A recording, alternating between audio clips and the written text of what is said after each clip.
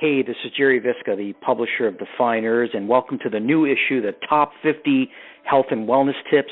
We are super excited about the power and the energy of this publication and the lineup of world-class experts that I'm truly inspired to shine a light on. This is an exciting live interview that we include in each issue of Defyeneurs, connected to each profile. So get ready, because it's time to Doyle it in with Michael Doyle of London, Ontario. Michael, how are you? Not too bad, Gerry. How are you doing? Excellent, excellent. I am super pumped and super excited about shining a light on you. You know, you've been through quite an amazing transformation, both physically, I think emotionally as well, and spiritually. And you know, I'm really excited about listeners getting a sense of, you know, the real richness and depth of Michael Doyle. So there's a quote here that you share that I want listeners to hear. It goes like this: "We are all connected and guided by a higher power and a greater purpose." And I really love that. So, Michael, share with listeners, why have you chosen to serve others through health and wellness? For me, you know, on my own personal journey of growth and healing, I guess I felt I was gifted with a very strong calling to serve others, and it's been really evident in the last year. I would say my journey started big time about 8 years ago, and I hadn't really seen the pilot light, but let's just say it was a pilot light 8 years ago, and now it's an inferno going, and I'm feeling very driven to follow my passion and serve others. So, with health and wellness for me, I guess I was always intuitive and a bit of a natural life coach. So a lot of people would always come to me for advice and guidance, and I just became pretty efficient at framing issues and helping people with actionable solutions to kind of tap into what they could do. So the more I grew and the more I did self-investment, I guess the more I realized that sometimes when I even noticing that people come up to me and say, "Hey, you know, you've really been inspiring me," or "I've been really working on my health and I think what you're doing is great." And I just realized that I had the power to positively impact others. And, you know, for a long while in my journey, I really felt it was about me. But the more I got clear and got in tune, and the more synchronicities, the more I realized it's not about me, and it's about my message and the message that's come to me from the universe. And I just want to help people, I guess, unleash and discover their true potential. That's my main thing, I guess, is I'm helping people take control and live fully.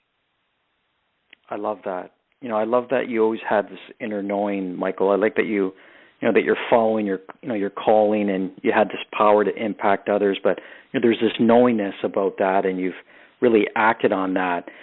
There's another quote that you share here, which I really like. "While at the helm, I realized how many people I was motivating to improve their health, lifestyle, and overall happiness. I'm inspiring others by walking the talk daily." So, you know, share with me how you're walking that talk daily, and you know, how are you inspiring others now through health and wellness? For sure. I mean, it's been a real snowball effect in the right direction for me. To quickly paraphrase, I guess about 6 years ago, I had found myself to a point in my life where I was living unhealthy, making some poor choices, definitely drinking in excess, weighed over 200 pounds for the first time in my life. It was starting to affect my home life, my work, my health. And thankfully, I still remember April 24th, 2010, I woke up that morning, and that was the morning that I surrendered to struggle on a deeper level somehow, and I asked for help from a higher power and got that help. Happy to report, you know, I haven't drank since, and the first year I was like a fish out of water, and ever since then it's been quite easy, to be honest, which I'm very fortunate to say. I think fitness over time took place of my other habits that I had. I didn't stop anything else. I still played music, and I still went to darts. So I still went to those locations. The only thing I stopped was I no longer drank. So over time, I started to get into fitness and more in tune to what my body needed.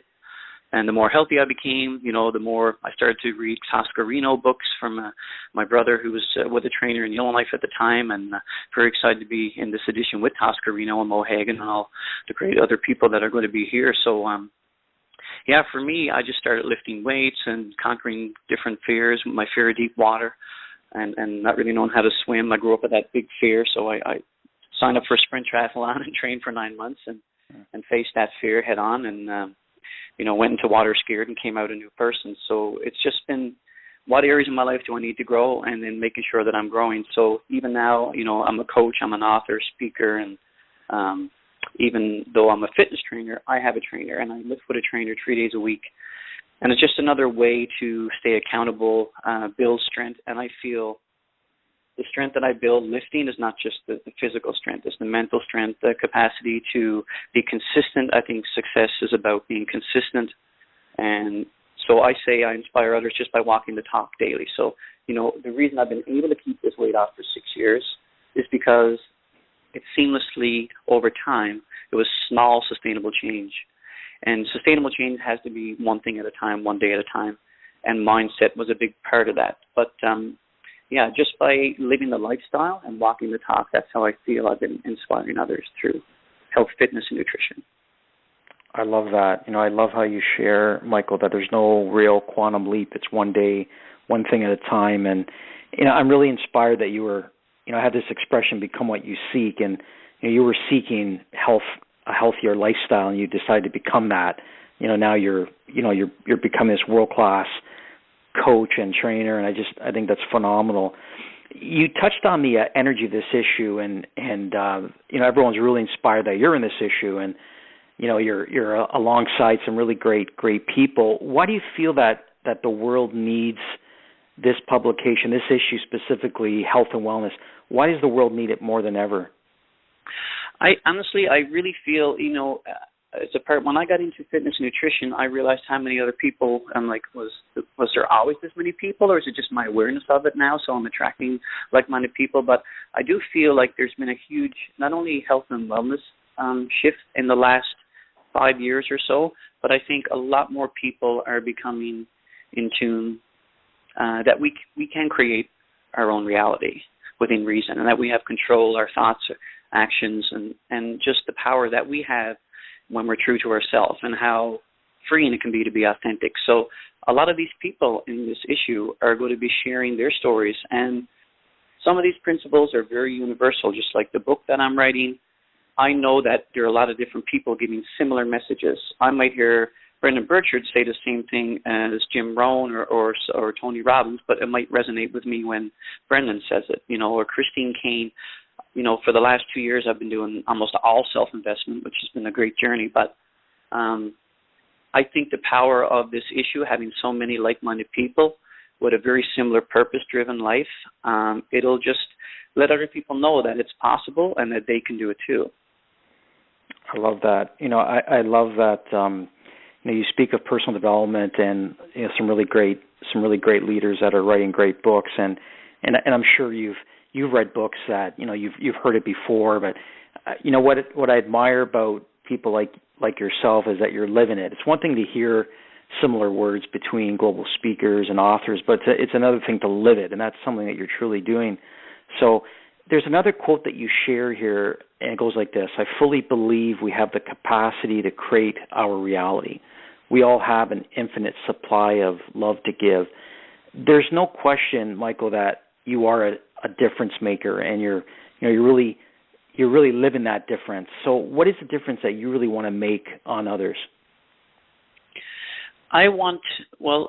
For me, again, my ego-driven wants to be known for my accomplishments, I guess. But when I really scale it down and think about it, it's about wanting to make an impact and to really authentically serve others. And I realize it's not about me. It's about the message. And I just want to, give love and compassion and joy, because that's who we are at our very core. And, we can give love day in, day in, day out for their whole life, and we'll never run out. It's an infinite supply. And the more I get connected and get clear and take time to do the inner work, the more clear I get on how much I want to help and impact other people, and see that we can impact other people in a positive way. I love that. There's no question, you're making that impact. Mike, when you see this transformation, these before and after pictures and this transition, share with us, first of all, how long did this transition and this metamorphosis take, and how does it feel looking back and, looking at yourself, before you transformed? Well, I think the first thing, sometimes I look at the pictures and I'm almost in shock that I got to that point. But, we do sometimes need to reach a certain point that creates an urgency to make that change, So I see everything unfolding in the past. I'm very happy to say that I have no regrets in life, and I know that everything that's happened before has led me to where I am now, and it's a part of my journey. So even now when I face an obstacle, it's an opportunity to grow, and I know it's cliche, but it's said a lot because it's true. So we need to always look at an obstacle and kind of wonder, what is it trying to teach us? So in my journey, this physical transformation, yeah, it's great. I've been staying the same weight, and I'm getting stronger, and I'm fit, and, I can run on the playground with my 7-year-old and keep up with all of them, and that feels great. But there's been so much more growth than that, the mind, body, spirit connection, all the books I got into reading, and just the confidence I started to develop. I was always someone that excelled in a lot of things that I did, but not only, I guess, it's good to be humble, but I was beyond that. I couldn't say I was good at something. I picked the guitar for 30 years almost, and I went from listening to J.P. Cormier and those kind of amazing players pick to sharing the stage with them. But if someone said, "Oh, you're a good guitar player," I'd say, "Oh, I have a lot of fun." But now I can say, "Yeah, I'm a great guitar player. I have a lot of fun with it." But I don't need to brag about it. But it's okay to own your value. And I did a lot of work around abundance mindset and wealth mindset.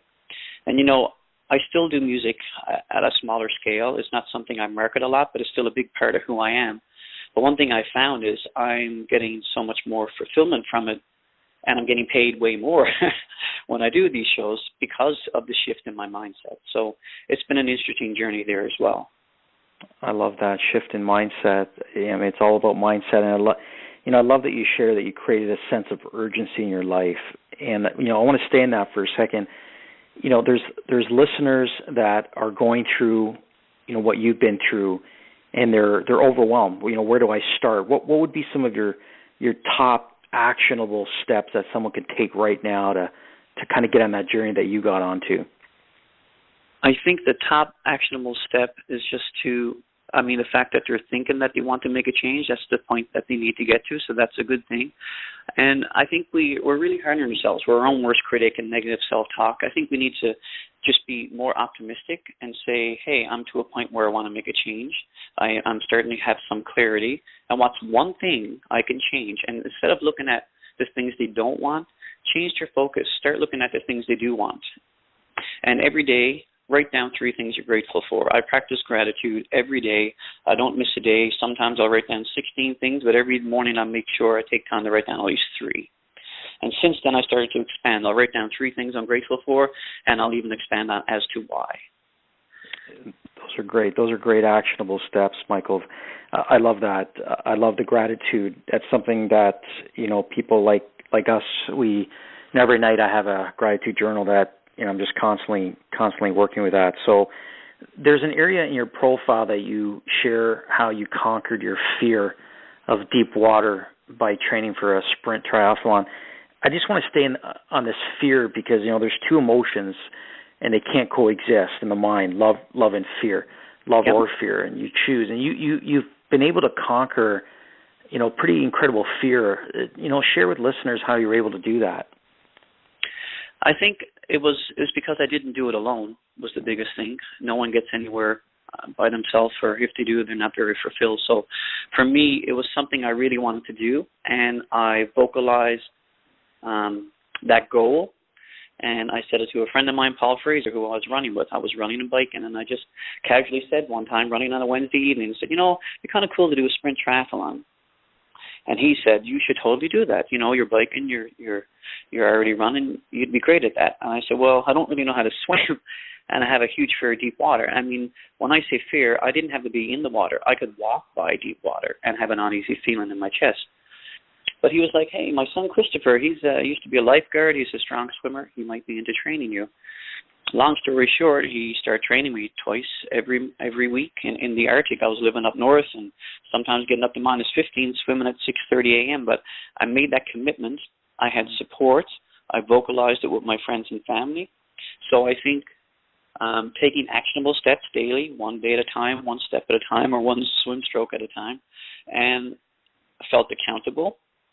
And I had a support system in place, and I just built momentum. Christine Kane did a really cool wheel at the thing I went to, and it was about when you make a commitment to something, it's not because you're super confident. The confidence comes later. you make a commitment, and then you get the courage to take action, and then you start to build some skills, and once you start to build skills in that area, then you got the confidence. So if you wait for the confidence, you'll never do it, right? So I think it's just about make that commitment, vocalize it to people you care about, and make sure that you have a support system. That's fantastic. I love that. I love that you set an intention and then you followed up with action and you vocalized it with your family. You've really created that accountability. Michael, tell us a little bit about this book that you're writing. So the book is called At the Helm, and the premise is we all have to steer our own ship in life, and I realize that we all need to take control and live fully. So that's one of my main lines. And then if I was to expand a little bit on that, sometimes I think less is more. So I ended a speech at Mo Mondays here. I spoke in front of just over 500 people, and it was an amazing experience because 4 months before that, I vocalized that I had to work on my public speaking. Who do I need to become to do the things I want to do? And I joined Toastmasters and did a few speeches, and I realized I've been on stage for 25, 30 years playing music, so I just needed to get used to not having a guitar in my hands and do the talking. But what I found was being in the crowd with the lights and the energy of the people, I was able to use it the same way I did for years through music. But just taking those steps and building, what areas do you need to grow and just growing in that area. That's outstanding. I love it. I love the title, At the Helm, and more and more that I listen to your energy, Michael. It's definitely inspiring people around facing your fears and really believing that it's possible. I want to take you down a road, and I want you to pretend you're gonna get into a time machine, and okay. You're gonna hit go, and you're gonna transport back, and you're gonna be visiting with the younger Michael Doyle. The one that maybe was struggling and going through some real tough challenges. What would you share with that younger Michael Doyle? I think the first thing I would tell him is to let him know that he is innocent and unlimited, and that he's only limited by his belief. He can achieve anything he sets his mind, heart, and soul into. Fantastic. Mike, I want to leave you off with this last question. It's a legacy question, and years from now, when you and I are no longer a part of this earth, and people are at your funeral, and they're all holding your book At the Helm, and you're looking down and you're seeing that. What would they say about you? How did Michael Doyle live his life? I would say they'd say that he lived it full of love and purpose, and just that my message would live on, that people would know that they have the power to follow their dreams and follow their passion. Like the story, there's so many stories out there, it's endless, of people who, left their job and started to follow what they truly wanted. And it's the same thing. People might say, oh, this guy got successful overnight, but, there's, Hal Elrod said, 10 years to the overnight success, which I love, because they don't know what goes on in the self-development before that, but it's taking the time to just love and be compassionate and give to others and be authentic. I think authentic is the main thing. Like, I had someone say to me a while ago and said, Michael, 20 years ago when we played music and now, he said, you're the same Michael. You've always been Michael as long as I've known you. And I really took that as a compliment. And one time I couldn't even take a compliment, but being told that I'm authentic and that you love the person I am, that's a pretty good thing to hear. So I hope that I keep steering that path, and I know I'll go off the rail from here to there, just like anyone else. We're all human. But if the majority of my time is spent with gratitude and purpose, then I think everything I'm meant to do will be in alignment with who I am. Then I'll live the life I'm meant to live. I love it. Michael Doyle, you're steering greatness. It's truly one of the greatest transformations that I've seen. You've inspired me. It's an inspiring message. It's on pages 16 and 17 of Defyeneurs mag, the top 50 health and wellness tips. On behalf of Defyeneurs, just everyday people doing extraordinary things, I want to thank you, Michael, for sharing your amazing gifts with the world. It's truly an honor to shine a light on you. Thank you so much. I want to thank you, Gerry, for sure, and everyone that's involved. And I have to say, don't know what the hell I'm doing, but I sure know why. I listened to the whole audiobook, and I loved it. It really, there's so many consistent messages and new ways of looking at things too, but, you know, breaking it down as simple as you did. You said you either live in fear or live in love, and I love that. And just the importance of sharing your message, that one of your insight was about to share your message. And now I have the confidence to do that, knowing that that's one of my main purposes, is to share my story and help others. So thank you for your time too.